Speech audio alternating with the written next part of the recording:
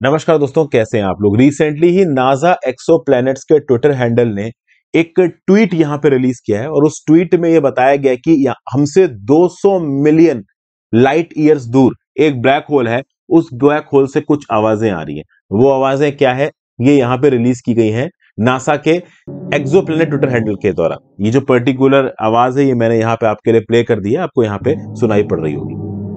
तो अब अलग अलग लोग इस आवाज को अलग अलग प्रकार से डेसिफर कर रहे हैं। जैसे कि एक बहुत ही सीनियर आईपीएस ऑफिसर है संदीप मित्तल साहब, तमिलनाडु में ADGP additional director general police, इन्होंने बोला है कि भाई ये ओम है, ये ओम की आवाज है। हमारे सेजस ने बहुत पहले इसको ओम की तरह आइडेंटिफाई किया था। अब कुछ लोग तो आईपीएस साहब को सपोर्ट कर रहे हैं और कुछ लोग उनको ब्रूटली ट्रोल कर रहे हैं। कुछ लोग बोल रहे हैं कि आप इतनी सीनियर पोजीशन पे हैं तो इस प्रकार के स्टेटमेंट्स आपको सूट नहीं करते।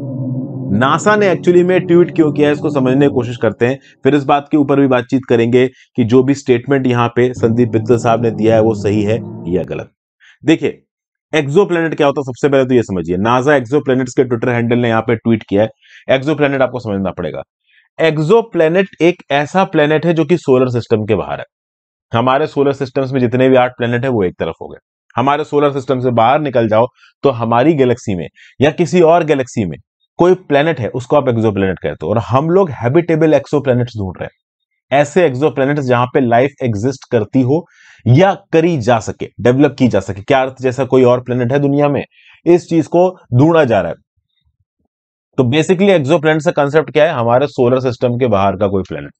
और उसमें भी एक बड़ा कंसेप्ट ये कि नासा ढूंढ रहा है कि कहीं पे क्या पोटेंशियल लाइफ अवेलेबल है, और नहीं अवेलेबल है तो क्या डेवलप की जा सकती है। अब इस बीच में नासा एक्सोप्लैनेट्स का ये जो पर्टिकुलर ट्विटर हैंडल है, इसने इस पर्टिकुलर ट्वीट के थ्रू क्या बताया कि अमूमन हम ये मानते हैं कि स्पेस में आवाज नहीं आती।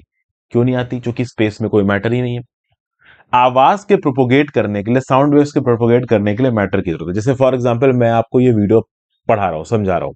अब मैंने जो कुछ भी रिकॉर्ड किया है वो आप या तो मोबाइल में, लैपटॉप में, जहां पे भी सुन रहे होंगे, ठीक है। अब जब आपके मोबाइल फोन से या लैपटॉप से आवाज आ रही होगी मेरी, तो वो एक मीडियम के थ्रू आपके पास पहुंच रही है। वो मीडियम एयर है, हम लोग एयर मीडियम में हैं। तो कोई भी मीडियम होना चाहिए, एयर होना चाहिए, वाटर होना चाहिए, इसके बीच इस मीडियम का इस्तेमाल करके जो साउंड वेव्स है वो प्रोपोगेट करती है। क्योंकि स्पेस में कोई मीडियम नहीं है, बिल्कुल ही वैक्यूम है, इसलिए सब लोग ये मानते हैं कि भाई स्पेस में साउंड नहीं प्रोपोगेट हो सकती, कोई भी साउंड नहीं होती स्पेस में। लेकिन यहां पे नासा एक्सोप्लैनेट्स का हैंडल ये बोल रहा है कि एक गैलेक्सी क्लस्टर में इतनी सारी गैस होती है कि वो सारी गैस एक मीडियम की तरह यहां पे काम करती है और उस मीडियम की तरह साउंड वेव्स प्रोपोगेट हो सकती हैं। तो गैलेक्सी क्लस्टर, सबसे पहले समझिए गैलेक्सी क्लस्टर का कंसेप्ट क्या है। गैलेक्सी क्लस्टर एक क्लस्टर ऑफ गैलेक्सीज है। हजारों और सौ, मतलब बहुत सारी गैलेक्सीज अपने वजन के साथ एक दूसरे के साथ ग्रेविटेशनली जुड़ी हुई है, तो इसको आप बोलोगे क्लस्टर ऑफ गैलेक्सीज। अब इन गैलेक्सीज के अंदर बहुत सारा गैशियस कंटेंट है जो अलग अलग जगहों पे छितरा हुआ है। ब्लैक होल, ये जो 200 मिलियन ईयर्स दूर है, यहां से जो भी आवाज आ रही है वो आवाज इन गैसेस के थ्रू, जो कि क्लस्टर ऑफ गैलेक्सीज में एग्जिस्ट करती हैं, उनके थ्रू प्रोपोगेट हो रही है। ऑब्वियस सी बात है, एक नॉर्मल ह्यूमन ईयर को नहीं सुनाई पड़ेगी। तो नासा एक्सोप्लैनेट्स ने जो भी अपने सैटेलाइट स्पेस में डिप्लॉय कर रखे हैं, वहां पे एम्पलीफायर्स को यूज करके इस पर्टिकुलर वॉइस को उठाया गया होगा। तो एक्चुअली में यहां पे नासा एक्सोप्लैनेट्स लोगों को ये पोर्ट्रे कर रहा है कि ये मान लेना कि स्पेस में साउंड होती ही नहीं है, ये गलत है।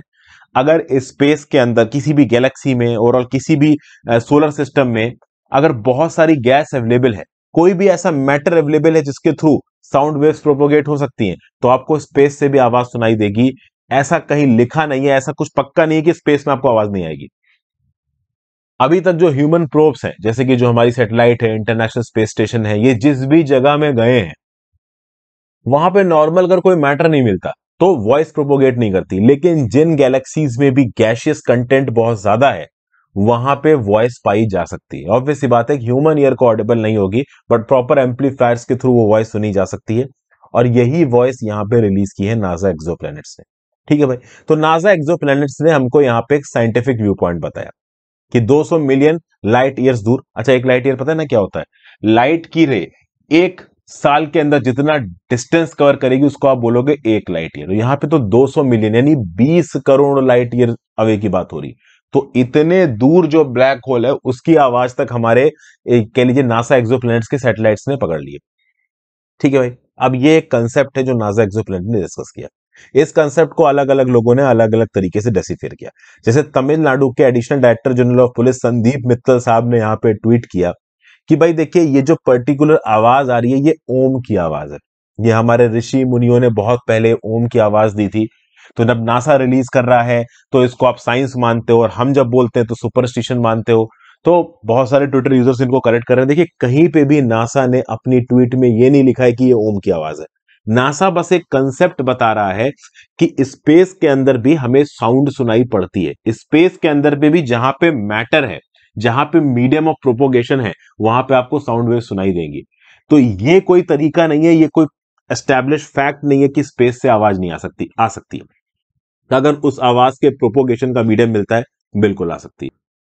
तो जुपिटर प्लैनेट के जो चारों तरफ गैशियस पार्टिकल्स हैं, वो गैशियस पार्टिकल्स मान लीजिए इतने फैल जाएं कि अर्थ तक पहुंच जाए, और फिर जुपिटर पे कोई धमाका हो तो अर्थ पे वो धमाका सुनाई पड़ जाएगा। क्योंकि जुपिटर से अर्थ तक आने के बीच का कोई मीडियम हो गया। अभी कोई मीडियम नहीं है। जब कोई मीडियम ही नहीं, कोई मैटर नहीं है, वॉइस का प्रोपोगेशन नहीं होता है। तो इस साइंटिफिक कंसेप्ट को ओवरऑल अपने सुपरस्टिशंस और अपनी रिलीजियस थॉट प्रोसेस के हिसाब से यहाँ पे आईपीएस संदीप मित्तल साहब ने बोला, और उनको ब्रूटली ट्रोल किया गया। तो अर्थ शेष नाग के ऊपर है, और बहुत सारे अलग अलग प्रकार के जो ट्विटर पे कमेंट्स हैं, एडवर्स कमेंट संदीप मित्तल साहब के ऊपर आने लगे। बहुत सारे लोगों ने इनको सपोर्ट भी किया, जो धार्मिक लोग हैं, लेकिन बहुत सारे लोगों ने साइंटिफिक बेसिस पे इनको अपोज भी किया। यह बोला गया कि इतनी सीनियर पोस्ट पे बैठे हुए इंडिविजुअल को इस प्रकार के कमेंट्स नहीं देने चाहिए, खासकर एक आईपीएस को, जो कि इतना बड़ा एग्जाम क्वालिफाई करके आगे आता है। तो सुपरस्टिशन और डॉगमास यहां पे प्रमोट होते नजर आ रहे हैं। हालांकि इस पर्टिकुलर बात को आप एक रिलीजियस स्टेटमेंट की तरह भी ले सकते हैं। ओवरऑल एक इंसान का किसी एक रिलीजन में आप कह लो भरोसा है, तो उन्होंने उस प्रकार से इस वॉइस को कह लो डेसिफर किया। बट डेफिनेटली मैंने जब इस वॉइस को सुना तो ओम तो देखो कहीं से नहीं सुनाई पड़ा।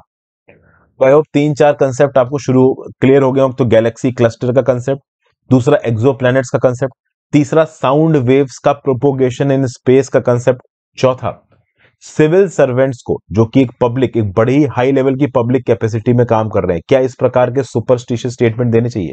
मैं फिर से बता दूं, कुछ लोगों के लिए स्टेटमेंट सुपरस्टिशियस नहीं हो सकता है रिलीजन के साथ जुड़ा हुआ हो। कुछ लोगों के लिए स्टेटमेंट सुपरस्टिशियस हो सकता है। आप अपने व्यू पॉइंट नीचे कमेंट बॉक्स में दीजिए कि क्या इस प्रकार के स्टेटमेंट्स एक सीनियर सिविल सर्वेंट को देने चाहिए, खासकर तब जब इन सीनियर सिविल सर्वेंट से बहुत सारे लोग सीखने की कोशिश करते हैं, इनको फॉलो करने की कोशिश करते हैं, इनकी तरह बनने की कोशिश करते हैं। तो जीएस पेपर 4 के पर्सपेक्टिव से भी जो पर्टिकुलर चीज है वो आपके काम आ सकती है। So thank you for watching friends. Video को लाइक और शेयर कर दीजिएगा, इंस्टाग्राम पे फॉलो कर लीजिएगा, टेलीग्राम ग्रुप ज्वाइन कर लीजिएगा, ज्यादा से ज्यादा लोग सब लेक्चर को शेयर करें। Have a great difference, good bye, ध्यान रखिए।